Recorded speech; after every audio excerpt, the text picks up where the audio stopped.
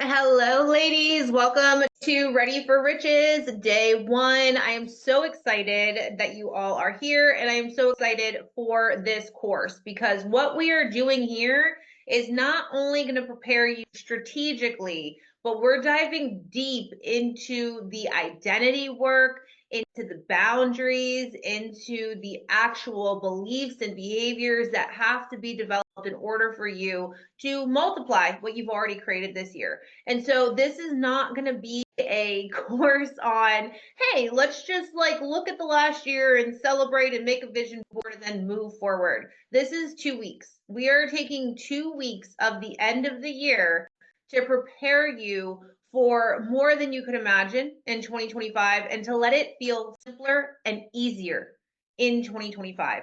I'm curious, meet me in the chat. Come on over, meet me in the chat, say what's up, say hi, let me know that you're here. But I'm curious, how many of you did the pre-work for this course? Let me know in the chatty chat. Would love to hear. How many of you dove into the pre-work? Even if you didn't finish it, how many of you got started? Where are we at? 2/3 of it. Awesome.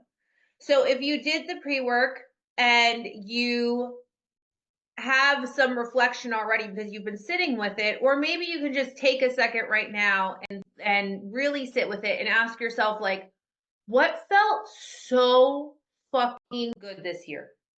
What felt so good and so expansive? One of the things for me that happened in 2024 that opened up a whole new level of expansiveness inside of me, in my nervous system, in my creativity, in my identity, in my life, was letting go of selling 100 different things all the time.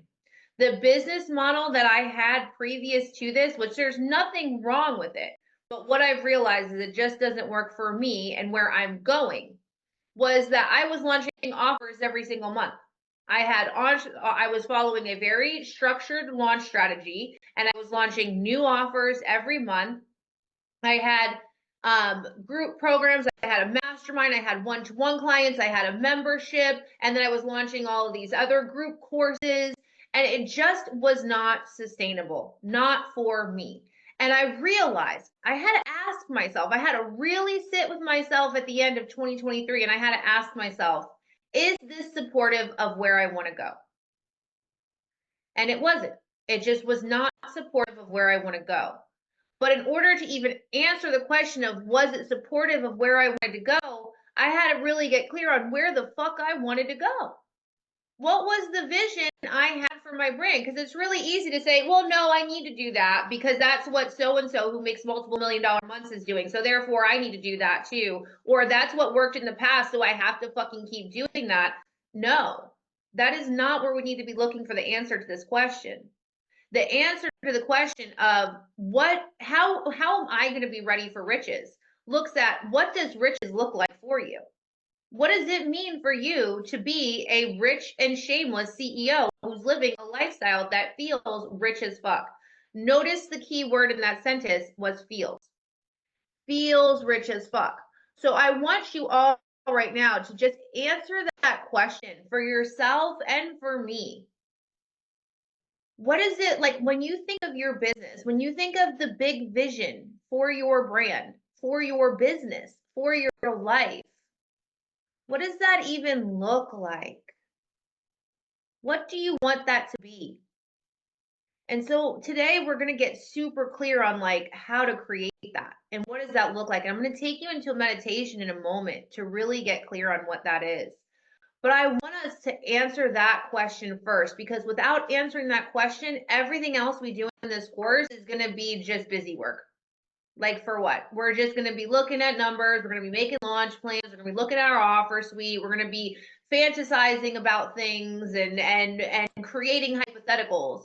But if we don't actually have a destination of knowing what we want to create, then we're going to end up in a spiral. And you know what? You can make lots of money while you're in a frantic spiral.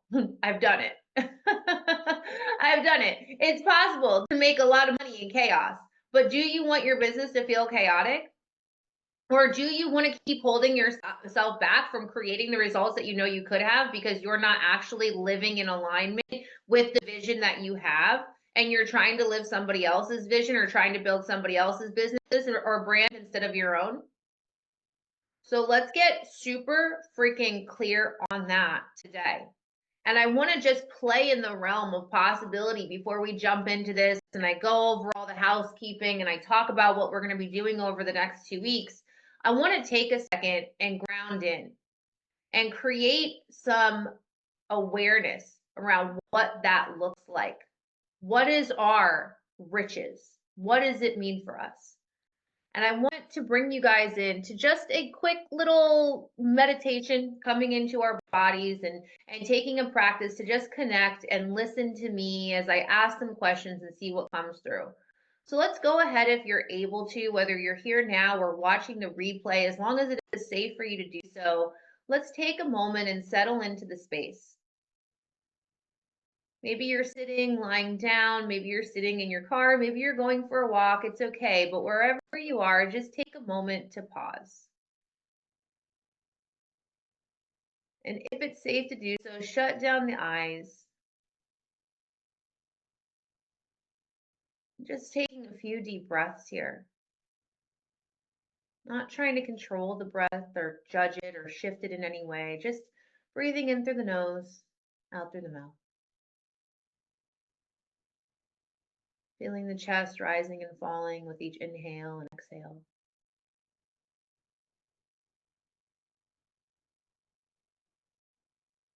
Allowing everything else to drift away. Just coming into this present moment.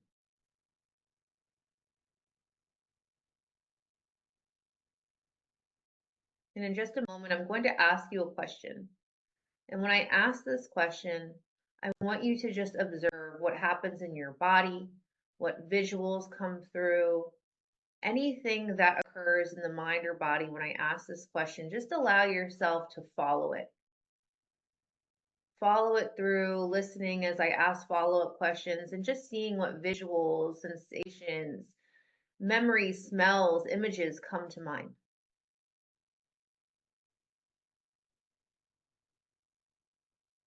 If there were no financial limitations, what would your life and business look like?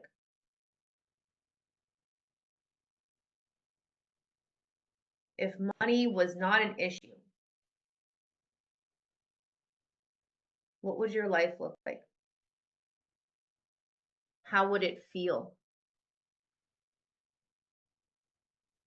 What would your business look like? What would you be doing? What would you be selling? How would you be showing up? And how would it feel when you were doing that? Take a moment now and really connect to that. Money is not an issue here. We have magic wand waving all over your business and life. What does it look like? What does it feel like?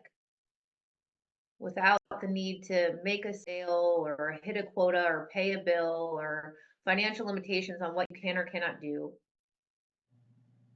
How are you living? How are you selling? How are you serving? And most importantly, how are you leading?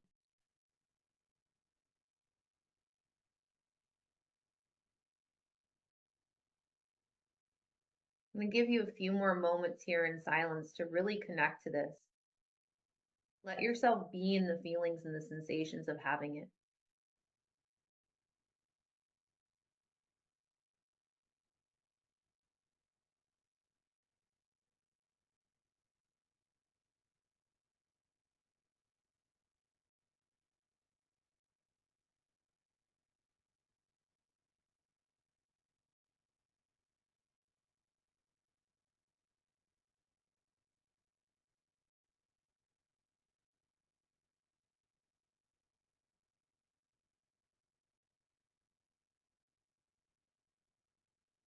Taking these last few seconds here to really anchor it in. Maybe placing one hand over the heart and affirming that this inspiration, this visual, this desire is there because it's meant for you.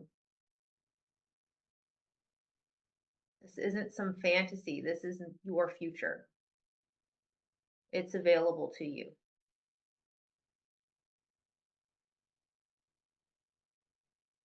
Let's go ahead now and slowly start to bring ourselves back into the space, taking one deep, clearing breath in and out. Maybe moving the body if it feels necessary. Just listening to what you need in the moment. Taking a moment to look around the space as you come back into the present moment. Maybe even pushing your feet into the ground to just anchor yourself back into the present. And I want to know, and I'm going to ask you to take your mic off so you don't have to type it out because that's insane. We don't need to type that out. It's a lot to try to put in a chat. But I'm curious, and you guys have the ability to just take your mics off. I believe I set the setting so you can just come off of mute. But one or two people, someone just come on up and let's anchor in that vision together as a group, because one of the most powerful things that we can do is claim the desire and own the vision in a group of other women who are destined for greatness just like us because they have the same visions as us, and really be affirmed in this space. So let's go ahead, and whoever wants to come up and share about what they saw in that meditation or what they already know the vision is.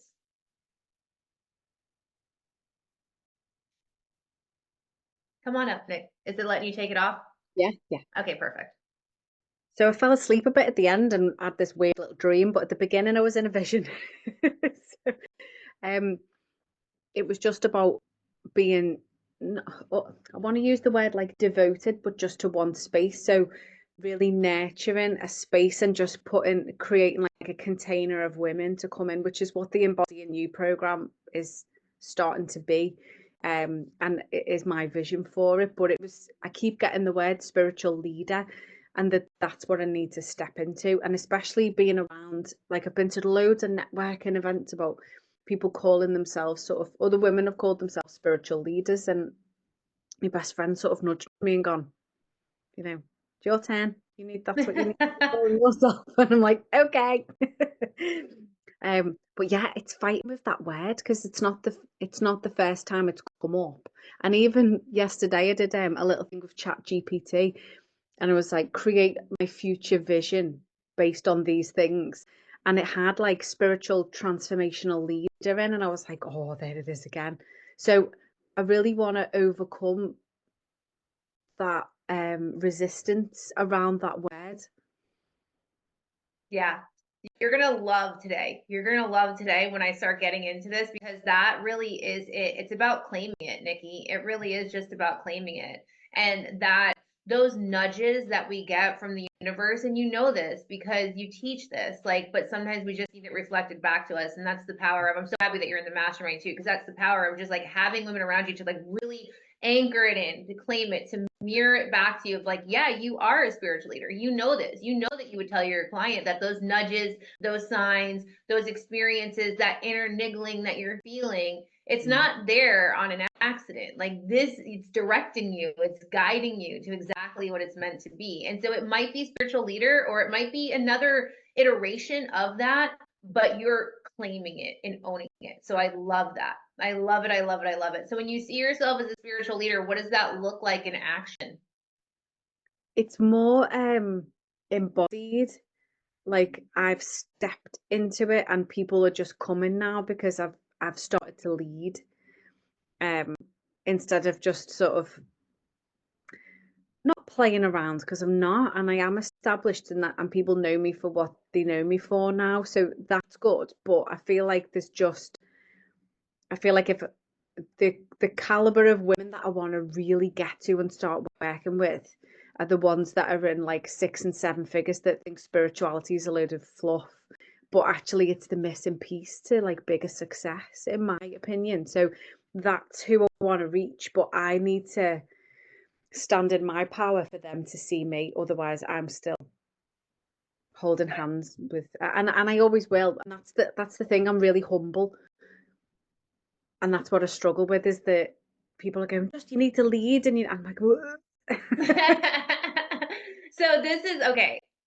How many people feel this way? How many people feel that way? Just curious, raising your hands. I get it. I literally had this conversation several times this year with my coach, and many times my assignment, like literally right now, my assignment is to just brag about my results and my clients' results. And it feels super uncomfortable for me. And if you've been watching my stories, you've probably noticed that I've been doing a lot of that. But like everybody loves it. They love when they see me do it. It just feels uncomfortable for me. But the more I do it, the more I claim that role. And so this is something, again, like I'm so happy that we're having this conversation, and it's such confirmation for me that like all this work that I have done with so many other people and myself over the last 2 years of really claiming like, how do I step into the role of somebody who is a leader, of somebody who is working with the advanced level clients that we want to work with. And we don't always, that doesn't always look like an income level. Sometimes it looks like a personality type, right? But it's just like this different kind of client because we've evolved so much. And now you're at a place in your business where it really does feel supportive of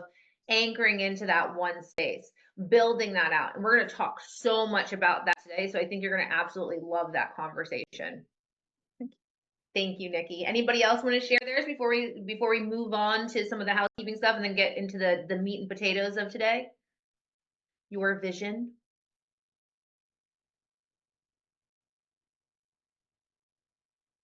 Don't be shy. All right, I'll go. I knew someone would come up if I just didn't say anything. Well, I have this huge pumpkin of a cat. His name is Pumpkin. He's like right here purring. He's just like a little Buddha or a big Buddha. He's so big. But anyway, so mine was a realization more than a vision that, I feel like I've worked and come through all of these mindset things related to money. And I feel like it still hasn't totally clicked in. And what the realization was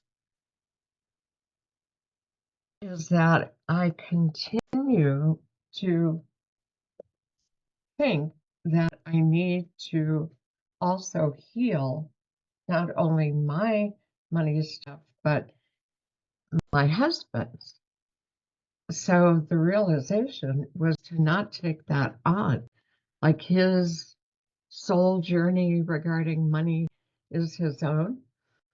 And, I know that when that starts flowing for me, I say when because, I know that that's going to come and happen. I feel that I have to take the focus off of I'm doing it so he will not feel panicked and fearful and worried. He's got to do that part on his own. Yeah. Even if I start connecting with that flow for me, it's not going to change how he feels until he works on how he feels, Yes. his own stuff. This is huge, Shannon, because this is something that you're carrying. You're carrying doing it for somebody else. And this is a huge piece of what we're going to look at today, too. And you've already done a majority of the work we're doing today. Is like, what is the biggest thing that has to be let go? What is the thing that's like the baby leash that's holding you and anchoring you to this old identity, to this old self that's stopping you from multiplying the riches that you desire to have that are already there? This is the thing I really want everyone to anchor in. And I know you know this, Janet, because you've done so much work on your money mindset and you've done this work for yourself. And it's like, it's already there. It's already inside of me. I have access to it at any time. I have access to millions because millions are inside of me. I have access to that already.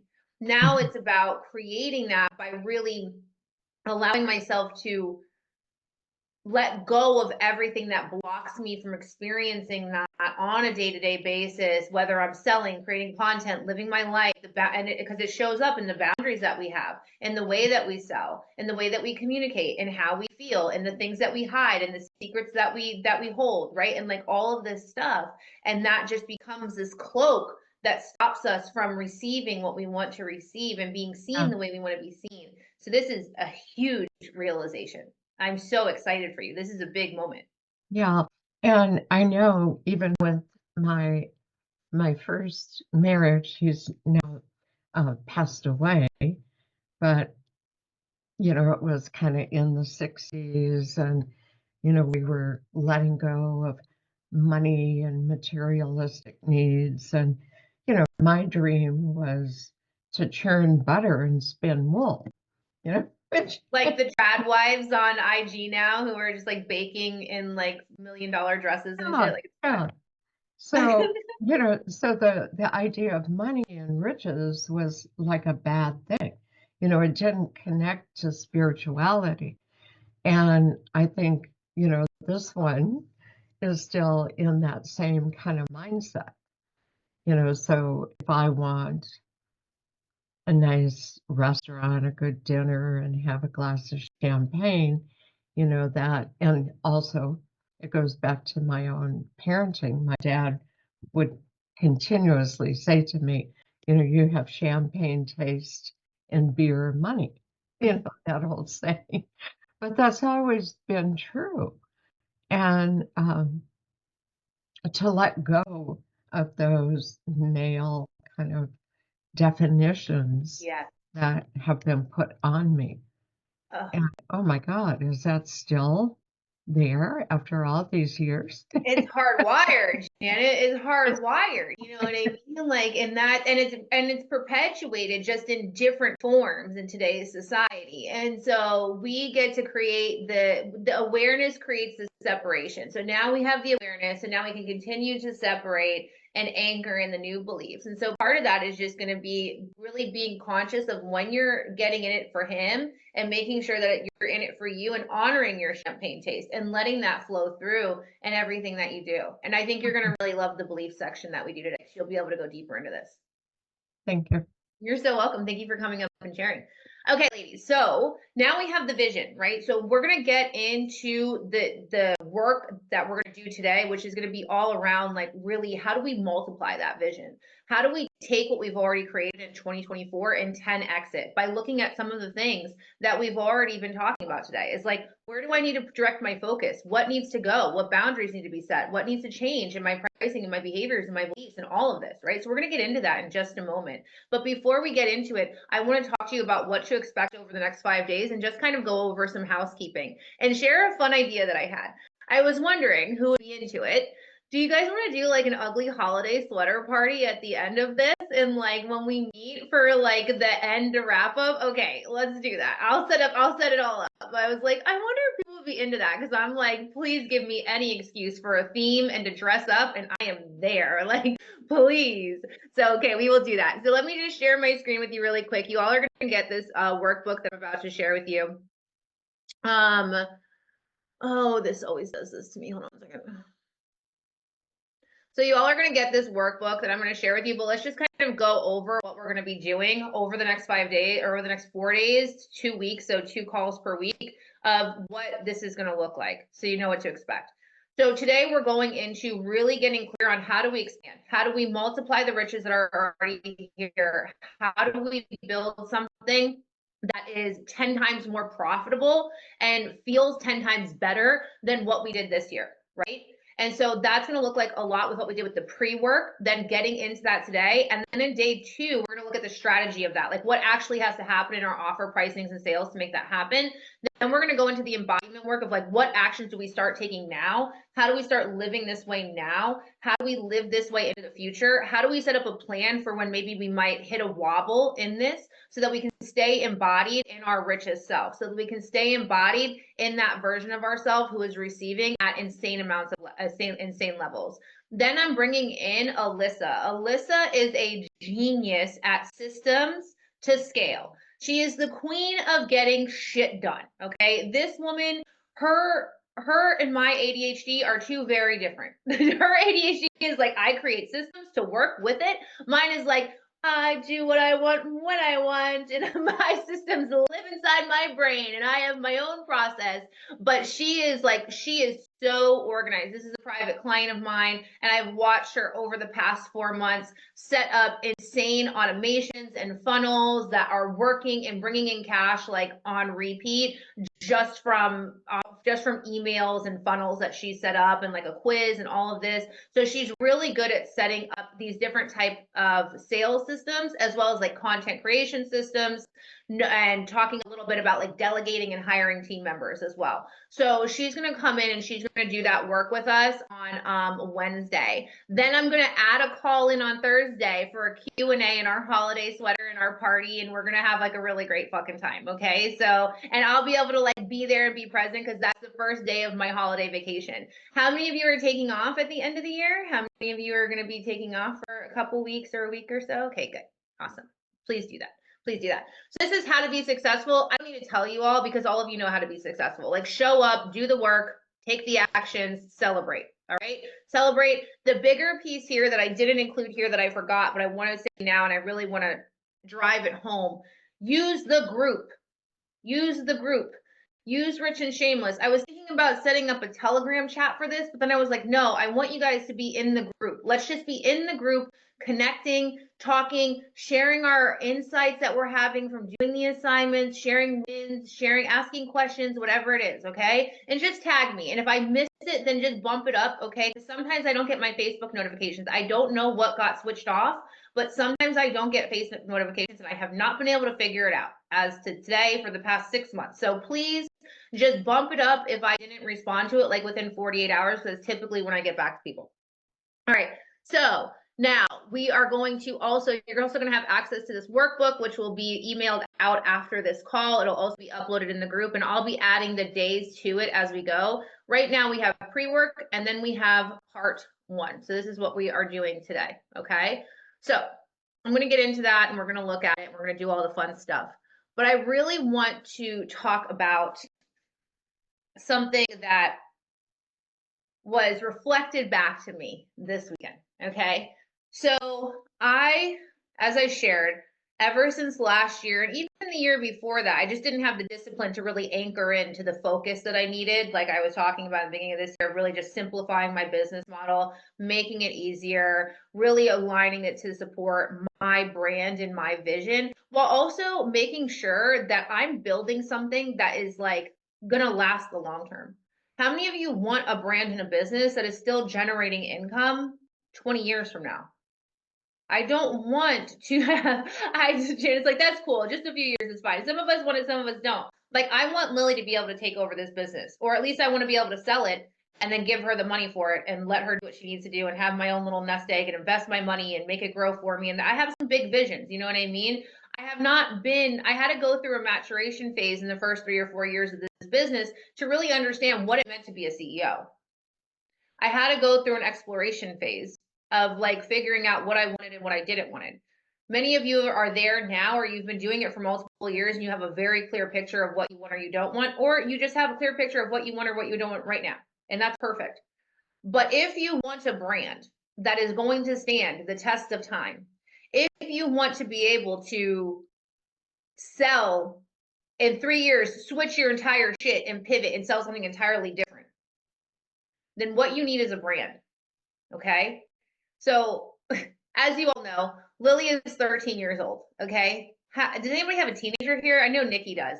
What the fuck is going on? Like, number one, like, I don't even know what is happening. Like, okay. Like, you were a mini little baby like 2 years ago, and now you're like asking me to take you bra shopping at Victoria's Secret. Okay. That was my weekend. Mom, I want bras for Christmas, and I want the silk pajamas from Victoria's Secret. All right. Well, me too. So fuck it. Let's go together, right? Like, okay, I guess we're shopping together now. She's wearing my clothes, all the things, right? So I'm like, okay, we'll go to Victoria's Secret. Not a problem. I will take you. I'm very excited for her to go because she's been going through a lot of like body image, acne stuff, the same thing I went through as a teen. And she's like, I couldn't get her to go shopping for the life of me for the past 3 months. So now she's like, let's go. go. I'm like, let's go. Grab the keys, grab my purse before you change your mind, and let's go. So we go to the mall. How many people still go to the mall? Savage little assholes. Nikki said, you're right, hun. You are so, she's, Jesus Lord. I look at her sometimes, I'm like, oh, that's why. I get it. I see.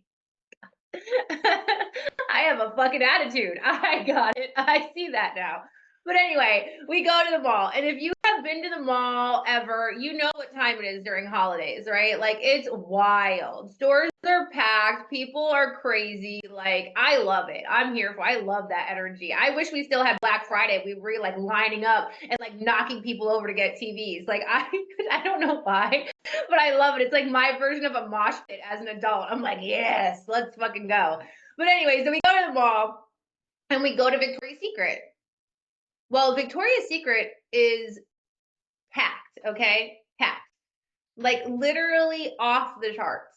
And so we're walking around and I'm watching these women, myself included, flocking to the bras and picking them up by the handful and grabbing the pajamas, and like their kids are there and everybody's got piles and piles of clothes. And all I can think about is how much money is flowing through this store right now. How much money is flowing through this store right now? That's all my mind is thinking about. And then I start thinking about, well, damn, why are people acting like this here? And it's because Victoria's Secret has built a brand. And they didn't just sell you bras. They sold you a story. They sold you an identity. When you think of Victoria's Secret, it doesn't matter who you are or what you look like. You feel that if you put on Victoria's Secret underwear, lingerie, pajamas, even their sweatpants, you are going to be sexy. You're going to feel confident. You're going to feel desirable. And you're going to feel like very feminine, right? You're going to feel like you're living in your sexiest, most feminine self. They're not selling you a bra. They're selling you an identity. They're selling you a story. And they've been doing this since 1970. I have the statistics in the workbook. I forget the exact year. Some dude built this, okay? Some dude built this brand. And whether we like the concept of it or not, the reason that their brand still exists today, despite scrutiny that it's faced, despite however we feel about it right now, whatever your thoughts or feelings are about it, the reason that it still exists to this day and has people filling the store, we literally could not get their signature pajamas. We couldn't get their signature pajamas. They didn't have them. All they had was like the really big sizes that were left over, so we couldn't find them in our size. And so they were sold out. They were sold out online. They were sold out at every store we went to. Their signature pink striped pajamas. And I bet when I said that, all of you knew exactly what I was talking about. They didn't build this by trying to be the best at everything. They said, we are going to be the best at bras and lingerie.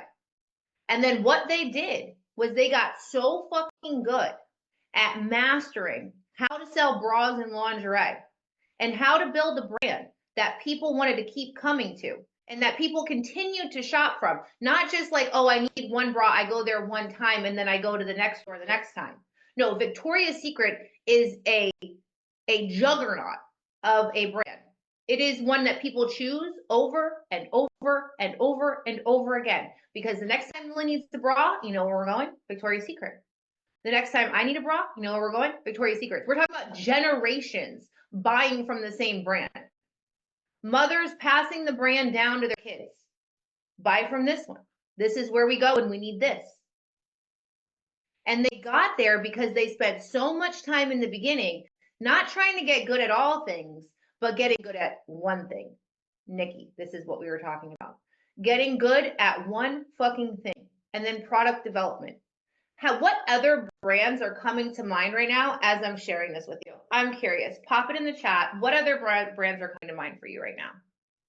Because when Victoria's Secret started out, they started out by getting so damn good at bras and lingerie, and Coca-Cola, Disney. They started getting so damn good with bras and lingerie. Then maybe 10 years later, they started expanding into fragrances. Then they expanded into the pink line, like more of the adolescents and young adult. They didn't start there though. They didn't start by trying to be good at fucking everything. They started by getting really good at one thing and then creating a brand around that one thing where they were masters. This is how you 10x results. This is how you jump from making $300 a month to making $30,000 a month. This is literally, I see it happening for multiple of my clients now. We said, stop trying to do all the things, focus on the one thing. And all of a sudden, they went from a $200 a month or a $10,000 a month to double, triple, quadruple, 10x their sales.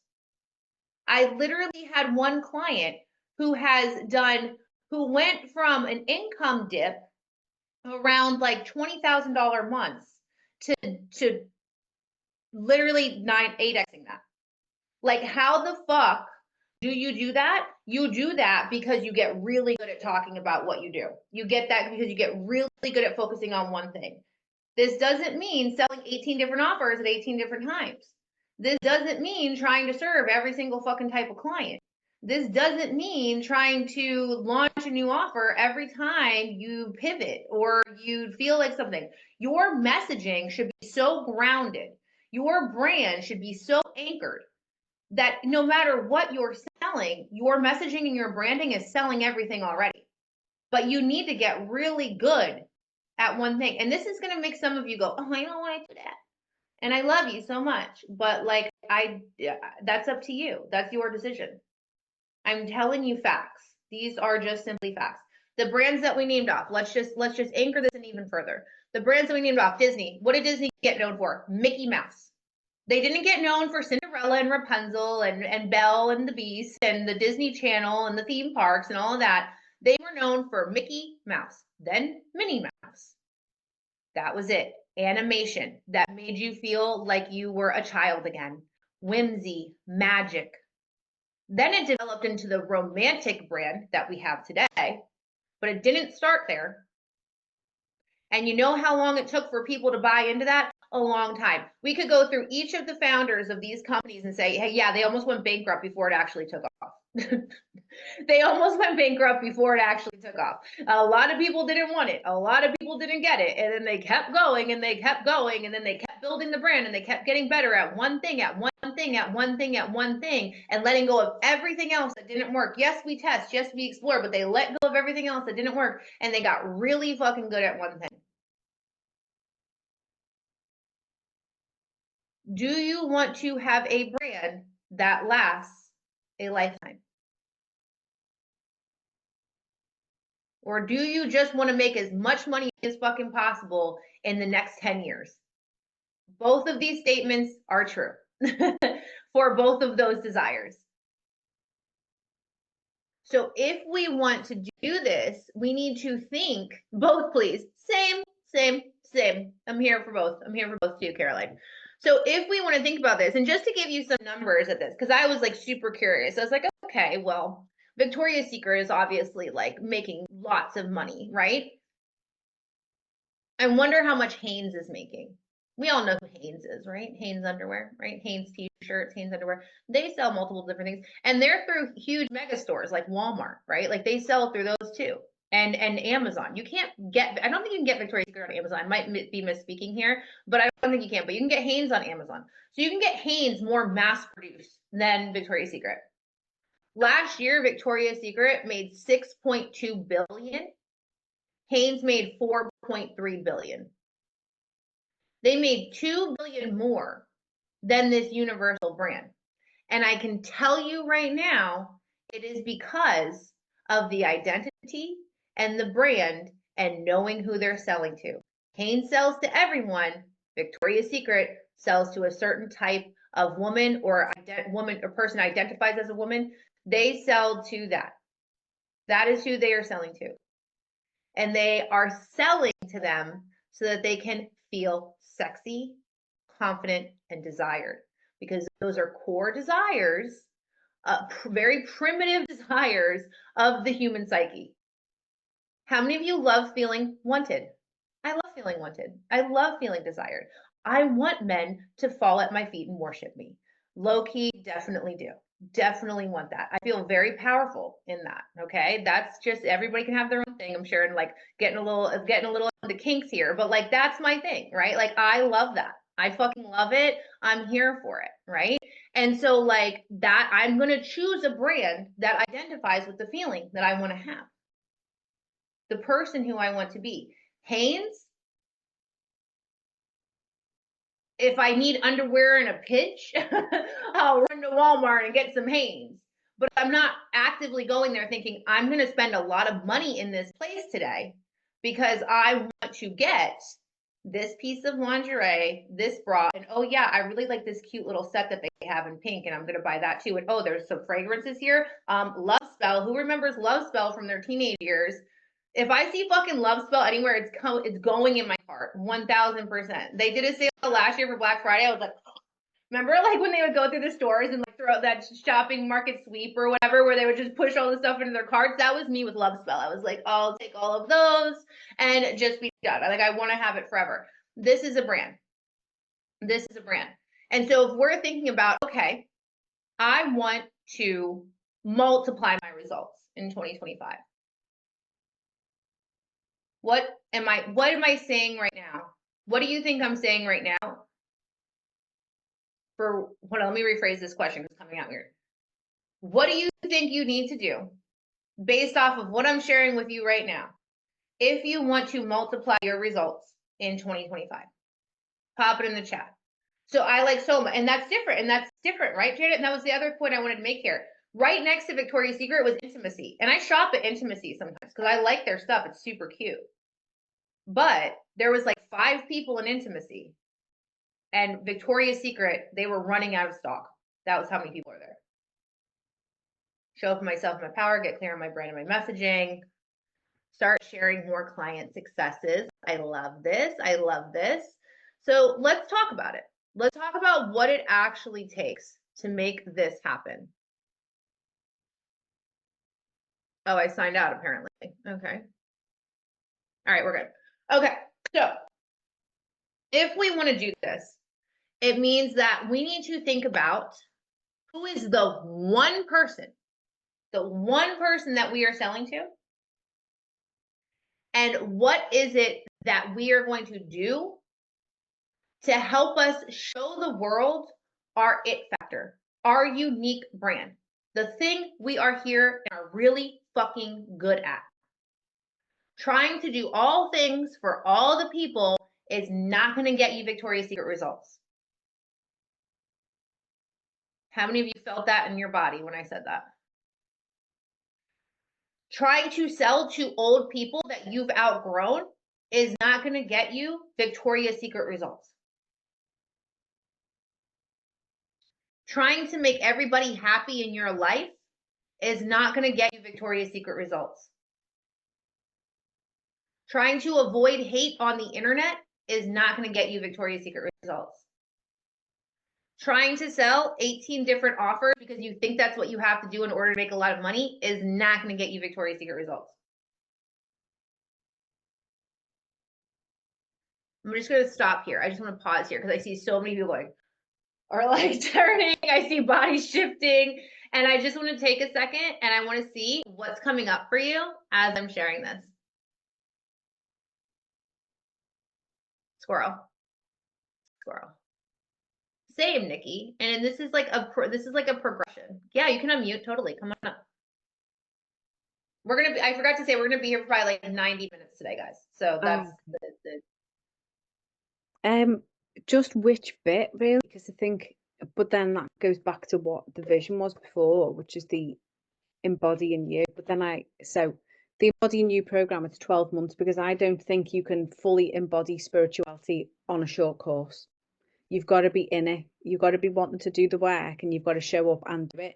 And if you do all the things that I say, you will have a spiritual awakening. You'll become more self-aware. You'll be able to understand your energy and all of these things and put boundaries in place and all the things that we want that we don't take the time to do. It's like wanting a 6-pack and asking someone else to do the sit-ups for you because you can't be asked. It's like they're not my people. So I sort of need to talk to the people who are ready now. They spent loads of money on the business. And it's time for them to spend money on themselves and give time, but it's the prioritizing. So a lot of people don't prioritize their time, but they know they need to, because do you see where I'm going? So it's like, how do I talk to those people?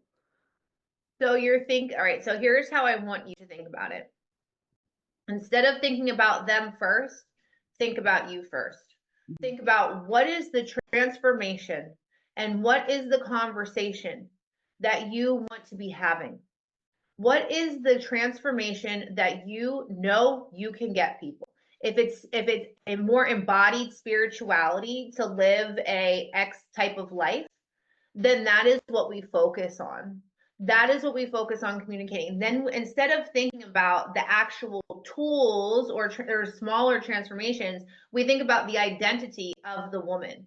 What is this woman and what is her personality like? Because the more we can sell to the desire that they're moving into and speak to the personality type, this is what we're doing in the mastermind too, is the identity driven messaging. That's what you guys keep hearing me talk about, is it's a framework for really speaking to this, because identity driven messaging and then having a it factor brand, those two come together to create the collision that we're talking about here, right? So it's about really knowing exactly who we're talking about and knowing who we are when we're talking to them, and then making that shine through with our brand by telling a story of who they are and who they can be when they do the work that we're offering. And we'll go deeper into how to figure that. But for right now, I don't want everyone to think about like, oh, it's like, okay, I just need to focus on one thing. Some of you do just need to focus on selling one offer. Okay. Please don't twist my words right now and be like, oh, Katie said it's fine and I'm going to sell 15 offers. No, some of you need to sell one offer. Some of you have sold 100 offers in the past 4 years. And now we need to focus on product development, brand development, and really just anchor into like a core product suite where we have our 3 offers that we're scaling, and then we can have room for our creativity around there or passive income from what we've already created. So it looks very different dependent on where you're at. And no matter where you guys are, if you decide to continue into Rich and Shameless, or you come into the mastermind, there's going to be a way for me to meet you there to show you how to scale your business, because it looks different for every level that you're at. I'm going to give Nikki different advice than I'm going to give Caroline. I'm going to give Rosara different advice than I'm going to give Janet, right? I know each of you. That's the power of having somebody who knows you and understands your business model and like where you're at in your business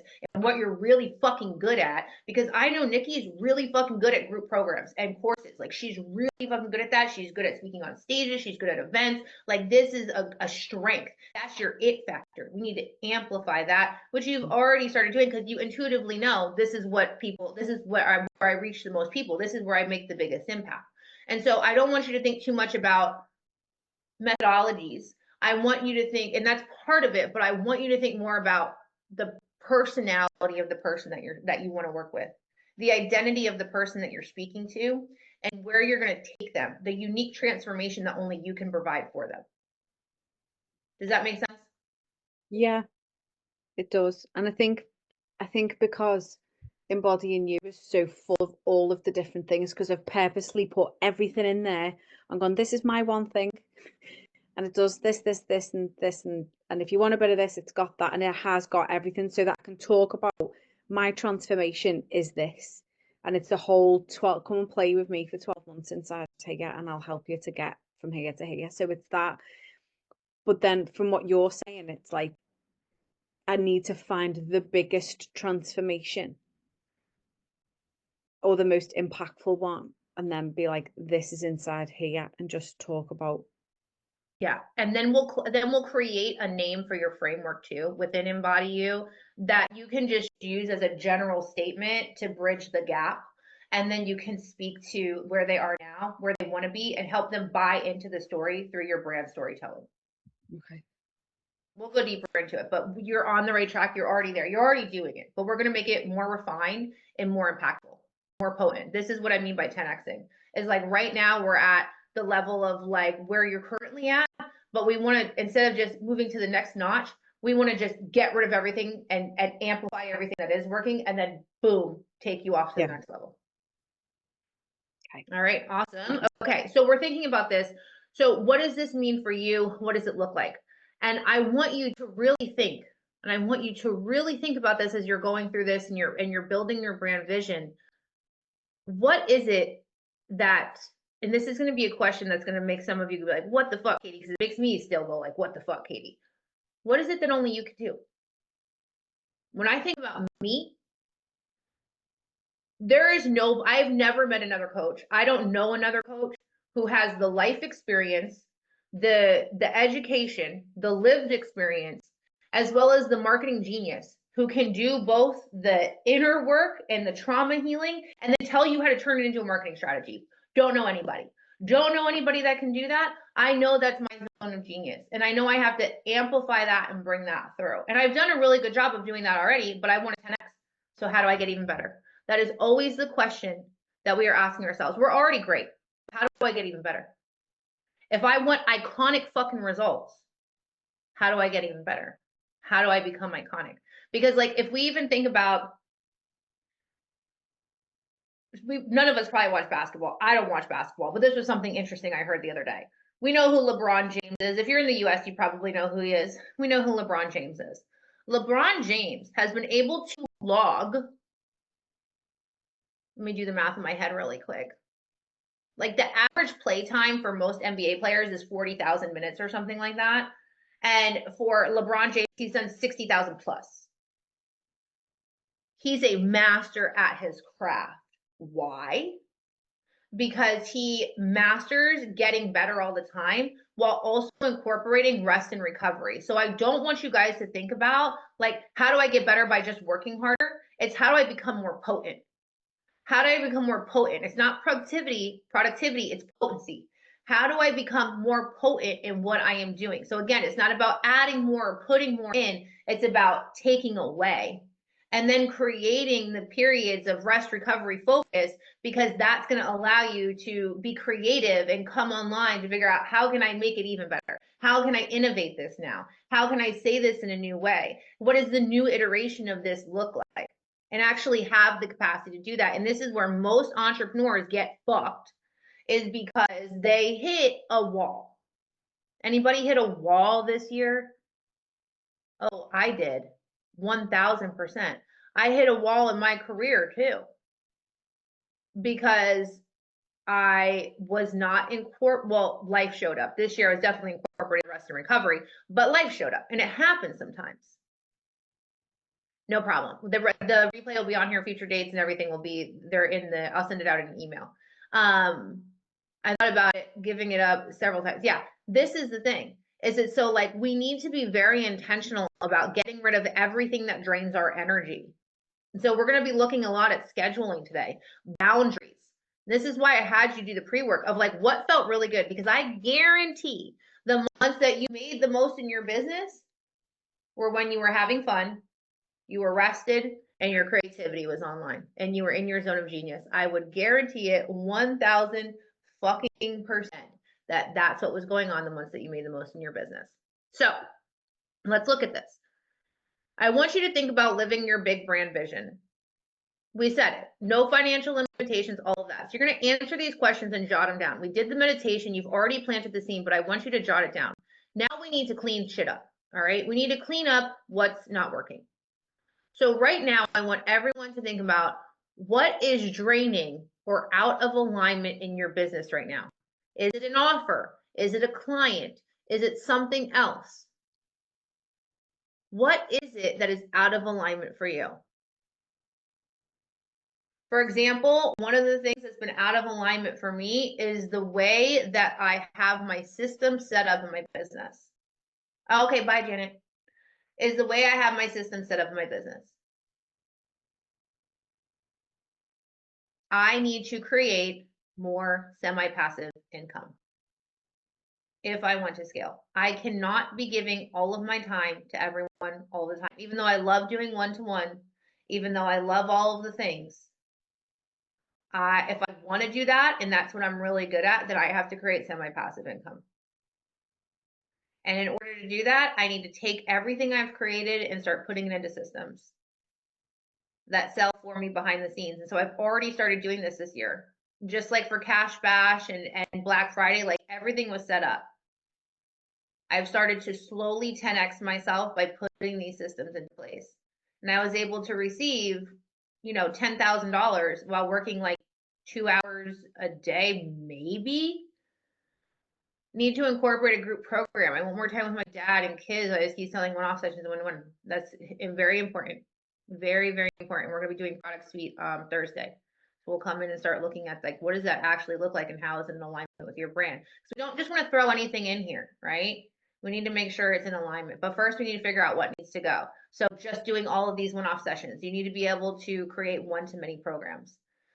Scheduling. Scheduling is huge. This is a big piece. So one of the things we want to think about with scheduling is we need to stop multitasking. We need to stop fucking multitasking and doing 18 different tasks a day. Yeah, I know. Squirrel over here too, Nikki. I get it. I get it. I've been practicing this for the past 3, 4, 6 months of like figuring out how to get this into place, especially with my non-typical neurology, right? Like of figuring out how to make that work for me. And so the automation piece, passive income, looking at all of this. So for scheduling, how this is going to work is we want to have 3 days a week that are focus days. These are days where we are working, but those 3 days should be different tasks. So maybe you have one-to-one calls. Maybe there's 2 days need to be allocated for one-to-one calls. So those are the only days that you do client calls. On those calls, you're not creating content, you're not doing behind the scenes tasks, you're not sending out invoices, you're not doing 100 different other things. Those are calls from 9 to 2. And then they're done after Tuesday and Thursday. I know everyone's fucking freaking out right now. I know. One of the things I had to put into place, how many of you are using Telegram and Voxer? How many of you are using Telegram with your Voxer? What are your boundaries like in Telegram, ladies? I would be curious to know. Because I'll tell you what, I pop in between 9 and 11 and between 3 to 5. And I only go in 2 times a day at max, and I spend 20 minutes with each client. That's it. You know what they looked like 4 years ago? Oh, I was like, I never got out of there. I was like, yay, I'm going to talk to all my clients today and I'm going to do all the things. And I don't care if you like doing it. It doesn't fucking matter. You need to have boundaries, okay? You need to have boundaries. I love that you love helping your clients, but you're not helping them by giving them access to you all the fucking time. You are not. And you say you want to attract clients who don't need you to help them all the fucking time, but you're in there all the fucking time. Like, I love you. Love you so fucking much. And that's why I'm saying it to you very frankly and very candidly right now, because stop it. We're not doing it anymore. Okay? We're not. It's not realistic. How many times have you sat down at your computer to work and then Telegram or Voxer went off and you picked up your phone and then you just lost an hour of your day? It's not realistic. You are not going to be able to do this. This is also why I cut down Telegram support from 5 days a week to 3 days a week, because I'm not trying to be your enabler. Sorry, love you so much. I come from a therapeutic background. There is no way in hell that I am helping you by giving you that much access to me. I am making you reliant on me. And that is the last thing I want to do. That is the last thing I want to do. Even though I love you so much and could spend the whole week in there with you, I'm chatty Kathy and we could yip yap all fucking day, but it's not gonna help you. Yeah, go ahead. You wanna come off the mic or you wanna Yeah, please. So this is what I struggle with is I can schedule whatever I want in, but I can almost guarantee when I get to that day and I've got the thing in that I'm supposed to be doing, I don't want to do it. Or I haven't got like all my creative juices have dried up and I can't think about the thing. So what I found is working better for me is making a list of things that need doing and doing them at any point in that day, because I find I work better when everyone's in the house, when I'm not supposed to be working. You need body doubling. Yeah, you need body doubling. So Yeah. Here's my suggestion, Nikki, is make sure that you maybe have 2 different lists. You have client task list and then you have an admin task list. So you're not bouncing back and forth between different things all day long on that list whenever you feel the creative spark. It's just like, okay, Tuesdays and Thursdays are client days, they're client work days, they're whatever. Like those are the days that are just allocated to clients. Or maybe it's just mornings. Maybe it doesn't even have to be days. Maybe it's just mornings are allocated to client work, everything else after that. Because here's what's going to happen. Your dopamine levels are going to fucking drop and you're not going to want to do the things because you have a low level of dopamine as somebody who has a different type of brain structure. So your dopamine, a lot of times you're not going to feel like doing things. You're not going to feel like it. So you need to find the processes that work for you 1000%. But we need to make sure that we're not draining that dopamine even more by task switching, jumping back and forth between things, not having clear boundaries on what time or what days or specific things are allocated to what. Like if we sit down to do content, or we sit down to write the book, or we sit down to do the money stuff, Telegram, the phone should be in the other fucking room. Yeah. You know what I'm saying? That's really what I'm trying to drive home here is like, what does it look like for you? Because for me, the days work. The days just work. They've made it so much easier. I can't tell you how much resistance I had to that in the beginning. And even now, I'm like, oh, Monday is my content day. Do I do content every Monday? Dear Lord, I wish I did. I fucking wish I did. I wish I was that person who could batch create 2 weeks of content. Really, truly wish I was. But no, instead I figured out a system that works for me. I do some Reels research and I sit down and do it, but I do it from my couch. I don't come to my computer because if I come to my computer, all of a sudden I feel like I'm being told what to do and I have a boss and I don't want to fucking be in here. So I sit on my couch with the TV on because that helps me. And then I go through my phone, right? And so like, and I put it in my notes thing and then I'll come to it later on and I'll organize it. So like, it's not like it has to be just like how I do it, but we need to have allocated days to focus, allocated days to prep and organization. What days are we prepping and organizing? So Monday's like my prep and organizing day. Tuesday, Wednesday, and Thursday are focus days. Friday is the do whatever the fuck I want to do day because you can't tell me shit. And my inner teenager needs to have a little bit of rebellion in there. And I need to be able to just do whatever I want and pick up all my shit and go to the mall if I want to, or just lay and watch Netflix, or go to the gym for 4 hours if that's what I want to do that day. You know what I mean? Like whatever it is. So I know every week, even when I'm like, oh God, it's Wednesday and I don't want to do all this shit today, and I have all these client projects I have to finish and blah, blah, blah. I know Friday, I'm good. There's nothing coming Friday. I have that to look forward to. And then Saturday and Sunday, we need our rest and recovery days because we're not going to make it if we don't have our rest and recovery days. Those are my rest and recovery days. I don't ever post on Saturdays, or I mean, that was like a rule. I don't know if I've done that recently. I might have, but I was not posting on Saturday for like the whole year. That was my rule for myself. Even when I wanted to, I told myself, no, not posting on Saturday. And Sunday is family day. We do fun shit. We do fun family stuff on Sunday. Thank you. Yeah, it's different. Everybody, and here's the thing. It's going to be different for everybody. Some of you have a job.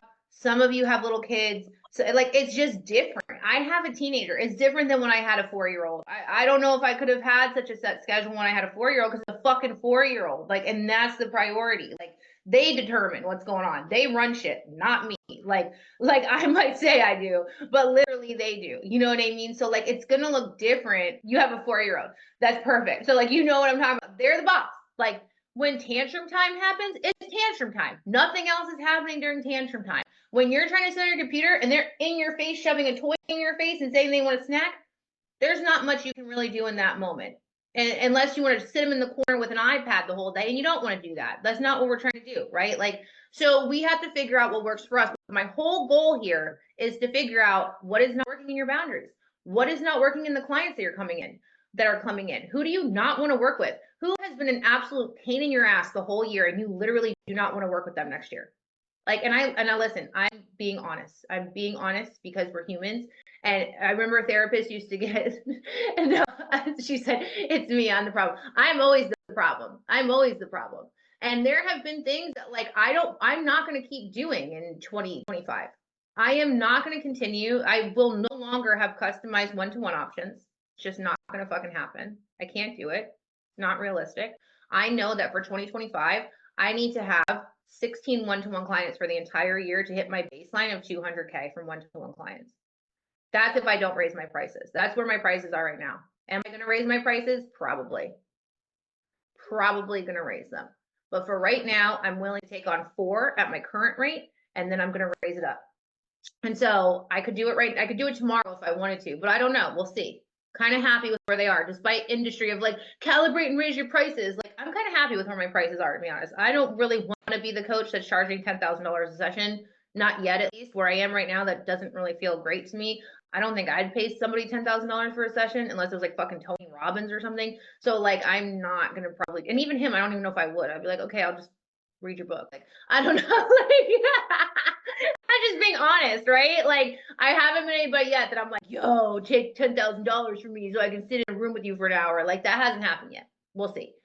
So for me, my prices feel good for me in some aspects.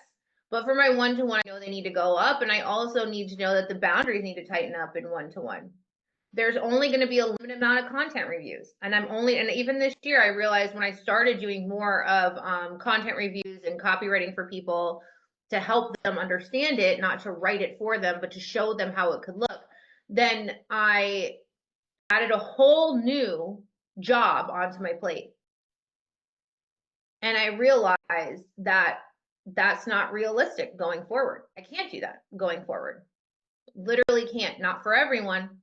For my one-to-one clients, yes. For my mastermind clients, yes. And then that's where the line draws. That's it. Can't do it for everybody. And so that's one of the boundaries that I had to put into place. And I only do content reviews on Monday and Thursday. I can't be thinking about their content when I'm trying to create my content. That's a big reason why I haven't been as consistent with my content this year. I went from posting every single day for 3.5 years to posting like a couple times a week, which isn't a bad thing. I'm not saying you have to post every time, but I want to get back into posting more frequently. But my brain feels like fucking mush after I have written content for 4 other people that day. So I have to be realistic. And this is where experimentation and all those things come into play. So really quick, thinking about all of this for you, like, what is it? What are the things that you need to let go of? Where are you playing small or dim in your life? Or what beliefs or habits are keeping you stuck? So a habit for me that is keeping me stuck is I don't like planning things and creating systems. And so my habit is I'll do it and then I don't fucking do it. And so my habit is breaking promises to myself. And so I have to stop breaking promises to myself. If I say I'm going to do something, I'm going to do it. So curious what's coming up. Saying yes to too many things. Your yes doesn't mean shit when you're saying yes to everything. Especially when you have lots of opportunities coming in the door, right? Yeah, you can come off. You know what's coming up for me right now that you were saying that is, I feel like I need to like overgive to the clients I already have. So I want to just like, I'm in Telegram all day and I'm like, man, I'm giving them so much. And I don't expect that from the people that I've purchased things from, you know? So this is a really big moment of like big girl panties CEO move. Like it's time to put on the big girl panties and be like, hey, my 10 minutes in here is so potent that I don't need to spend all day in here. I can come in and give you the potency of an entire coaching session in 3 2-minute messages responding to your questions that I don't need to spend the whole day in here. And in fact, I'm actually harming you by not harming them intentionally, but I'm doing you a disservice. I'm gonna use a different word there. Doing you a disservice by spending that much time in there. So when you think about what do you like if you were to name the version of you in 2025, what would you call it, Rosara? What would you call her? Ooh, I don't know why Unleashed just came to my Okay, mind. unleashed, the unleashed version of you, like unleashed in her power, unleashed in her shameless expression, unleashed in her authority, unleashed in her presence, all of these things, right? Like that term that really identifies who you want to be. How does she show up for herself and for her clients with her boundaries? Yeah, she sticks to what she says. She's a woman of her word, even if that means being uncomfortable. What makes you uncomfortable? Mm. I think there's a need like to get that validation from other people. Yeah, to be like, okay, love me. Tell me I'm doing a good job. And there's nothing wrong with that, Rosara. You're learning in a new, like not learning, but you're coaching in a new role, Yeah. in a new niche with new clients. And you know that you're good, but you also want the validation and the confirmation that your clients are enjoying their experience and they're getting results from it. And there's nothing wrong with that. Yeah. But it's only when it becomes inhibited Hmm. and we're using the external instead of relying on the internal, that it becomes a problem. Yeah. So what do new boundaries you think need to look like going forward? Do you need to have set times that you only show up in Telegram, or certain days that you're only there, or certain hours or certain time that you're going to spend with each client? Yeah, I like a little bit of like the days, and then I always after like 3 when my kids are home, my phone is nowhere to be seen, right? Like, so that's already a boundary I have in place, but in the morning, I'm like, "Let's go, like, let's do this." So I think definitely reining it in and going forward. Some people call it office hours, and I like that because it helps me Mhm. think of it like from old times of working in corporate, of like my door is open this time for clients to come in and speak to me, but at any time after that, the door is closed and you have to knock or ask for permission, and then it's up to me to respond to you and say yes or no. Yeah, I like that, office hours. Yeah, think about it that Mhm. way. Do you think that would help me with my boundaries doing that? Yes, absolutely. Even though it feels, and that just might be you. And then here's the question that I have here for everyone. Are you attached to this thing out of fear, or is it truly time to let it go? So are you attached to not having schedules because it feels uncomfortable? Are you attached to showing up like that because it feels uncomfortable and the resistance? Or is it truly time to let it go? Like, you know what I mean? So like that's a question that we can only answer for ourselves. So it might be, I just know for a fact that the boundaries piece when it comes to our time is so fucking important, because if we're scaling, our time is the most valuable asset that we have. If we're growing, we're literally being paid for our knowledge and our skills, but our time is what creates those knowledge and those skills to be paid for. And we can't feel nourished if we don't have boundaries around self-care. We can't be the most competent if we don't have boundaries around hours of practice and mastery. We can't be a great coach to our clients if we're giving them all of us all the time, because then there's nothing left to pour into those other buckets that need our attention and investment, right? This is really important to think about. So this is going to be something that you guys go through and you sit with. I mean, we've gone deep into it here, but I really want you to think about it more and then go deeper into the beliefs. And we'll kind of be exploring that throughout this. But maybe the belief is I can't charge more. People won't pay me more. I'm not allowed, if I grow in my business, I'm going to leave people behind and then they're going to be mad at me. That's a big piece for me this year, is because I'm really moving into working with certain types of coaches. And so that means letting go of a lot of people. And I honestly, this just, even with the politics piece of like really owning my values as a feminist in my business and in my brand, I had a client who was also a friend, which is a boundary I don't usually cross. But I had a client who was also a friend, and we had conflict and a falling out because of it. And I'm grateful for it, to be honest with you. But it felt really fucking uncomfortable at the time. And it meant canceling payments and subscriptions to things and saying, I'm going to release you from my world. I would rather not have you here. I don't want your money. The money is not the thing I care about. It's really not. I love money, don't get me wrong, but I don't want money that's connected to anything that feels unclean, that feels messy. I just don't. I'd rather let go, because I full believer that when you let go, you make space. So what are you going to let go to make space for? Sometimes that looks like clients. It's like getting paid a 9 to 5 you hate, and then versus making the same amount doing what you love. Exactly. I refuse to work with clients who are not a match. I did that for 10 years of working with people who literally were like, it was I had to put my values aside and meet people where they were. And I have no problem doing that as a therapist, but I'm not a therapist. Neither are any of you. Not practicing, I don't think. That's, maybe people watching the replay still, some people might be watching the replay still are, but like if you're coaching clients, you get to choose your coaching clients. You're not working for a facility that is choosing your clients for you. I have a client who hasn't paid me for 3 months. Goodbye. And is crying poverty, but is going on the holiday next month. Goodbye. Love, bless and release. Bless and release. Bless and release. And here's the thing, and here's where people get fucked up. And this is something that I've seen too. And like, oh, this is the thing I wanted to talk about that I forgot. So I'm really gonna hone in on this because I think this is more important than the what needs to be amplified piece, because this is really important.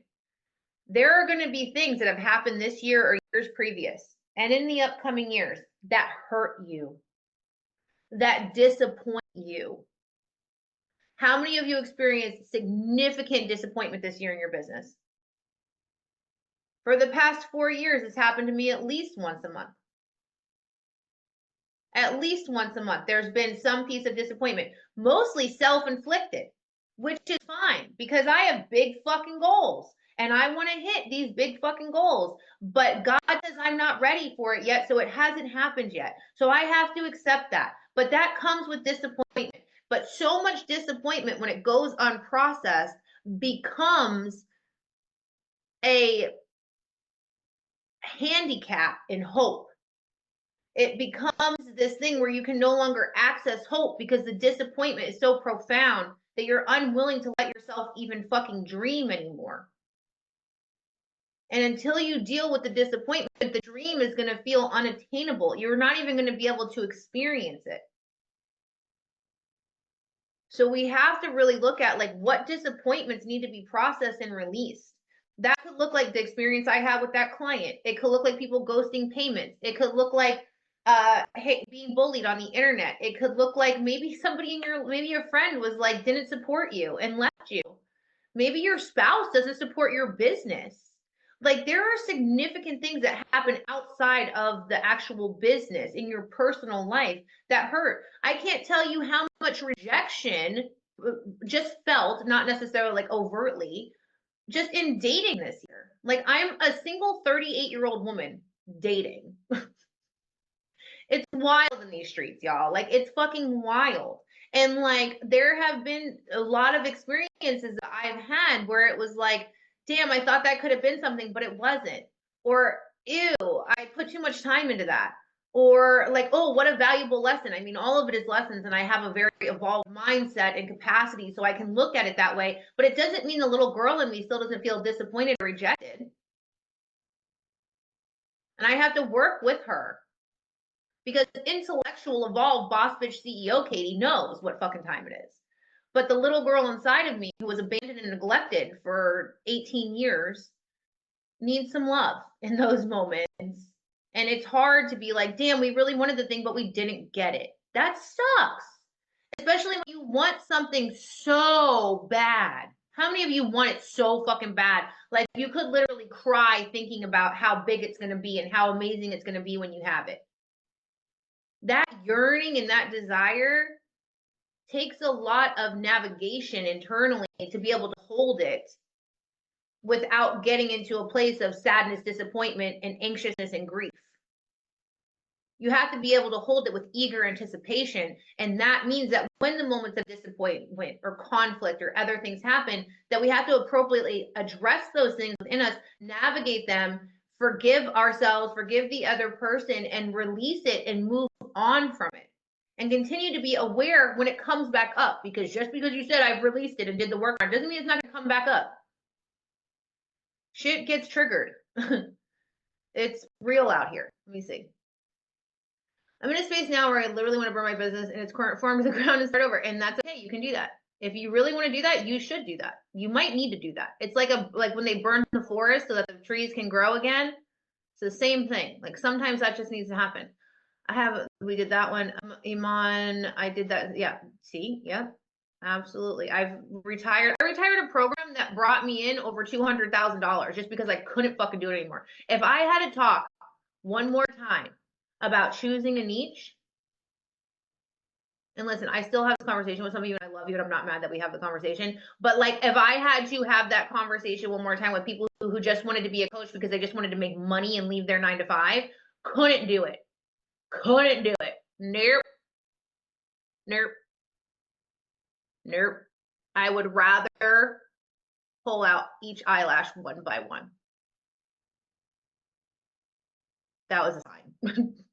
That was a sign that it needed to go. And you know what? I still held on to it for like several months after knowing that, because I was like, but it brings me so much money and I love it. And it was my baby and I put so much time and energy into it and da da da da. It's like the relationship with the fucking asshole that you just know you need to leave. And it's like, oh, you wake up every day and you look at him and you're like, oh, I should have left fucking 4 months ago. Why am I doing this? And then one day you're just like, I'm fucking done. And that I'm fucking done moment is so powerful. Oh, that I'm fucking done moment is the best. Because that's when you're fed up with your own shit, and that's when you're actually ready to change. I had a whole shame trigger today, and I had to hold myself through it, and I'm trying not to react. I love you, Nikki. And I'm curious, what are you doing to move through it? Just reflecting, really, because I feel like I've been gaslighted a little bit. In a nutshell, someone asked me to be part of a freebie at 12 Days of Christmas, and all we had to do was give her something and then share it. And I was like, that's fine. But it's turned into a whole monster of group chat, loads and loads of and I haven't got energy for that at the minute. So I messaged her and I was like, listen, I'm sorry that I'm not in this, but I haven't got headspace at the moment. Don't worry, you're here to receive, just receive everything off the other women. And then today sent me a message, a 7-minute voice note saying how I'd triggered her because she'd asked me to do something and I couldn't even do that one thing. So maybe I shouldn't do this live that I'm supposed to be doing and be part of it. But, you know, I shouldn't be saying yes to everything. And I was like, okay, I'm okay. Just going to hear this. But I was so tired. I just burst into tears as I was listening to the message because I've been here, there, and everywhere over the weekend. So I was like, okay, she's right.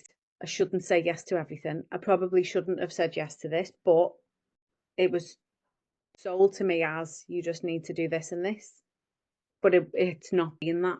It's been fill in this form, do all these things. So I said, listen, I'm sorry if I've let you down in any way, but if you need to remove me, then I don't think I should be there. So just remove me.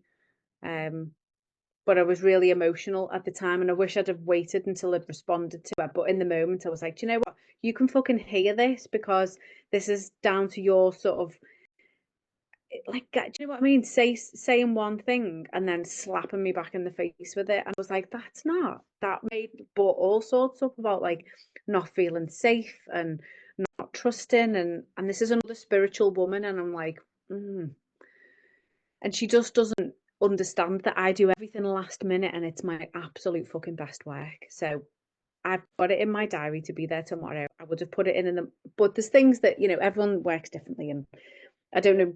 I probably let her down in some way. So I apologize for letting her down. But then I was like, actually, I don't really give a shit because I'm not going to get, it's not doing anything. It was just supposed to be a bit of fun and me giving something to help someone. And that's what I've done. So I've sort of just like let it go now.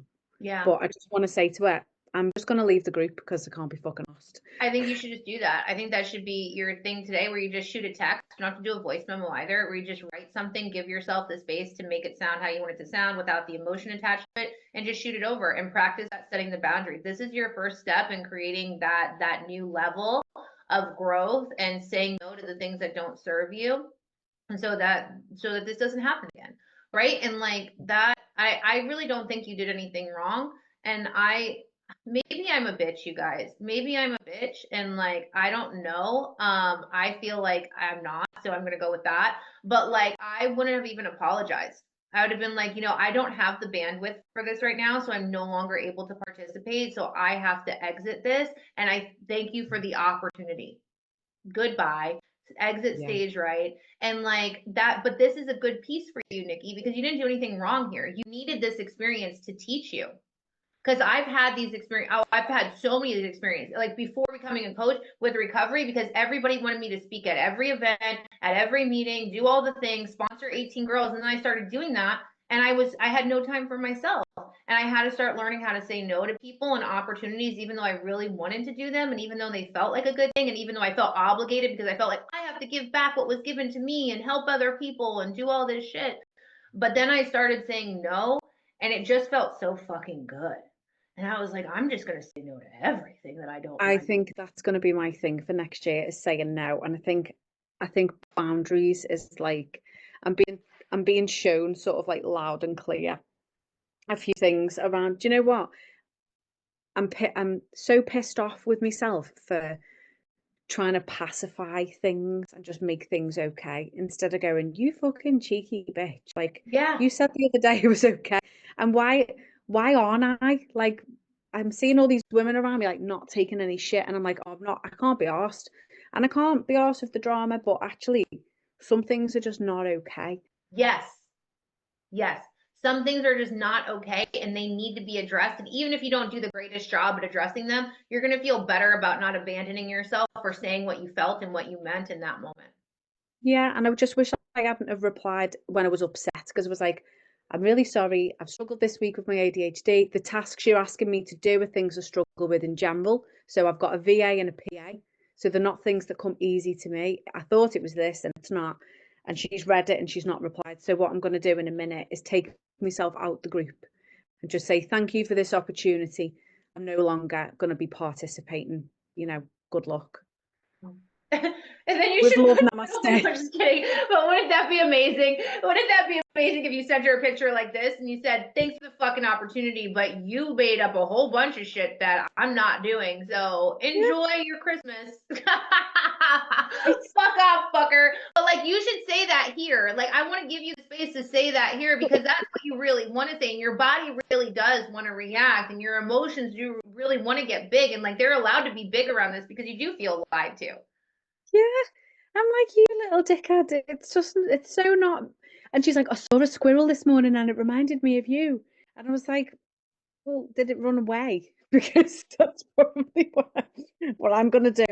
But I would rather not have confrontation. Do you know what I mean? I'd rather just like let it sort of, I'll deal with it myself and I'll speak it out to the mirror or something like that, and then off you can fuck because I just can't be bothered with any sort of attachment. But I really feel like I'm just gonna remove myself and just. Yeah, well, when we get in the mastermind, Nikki, this is gonna be one of the things I'm gonna hold you to for the first 6 months of the year while we're in there because like I remember we had this conversation last Christmas around saying no to things and how powerful your no is. And not that you've done anything wrong or been a bad girl or didn't follow the rule or whatever, but it's showing up.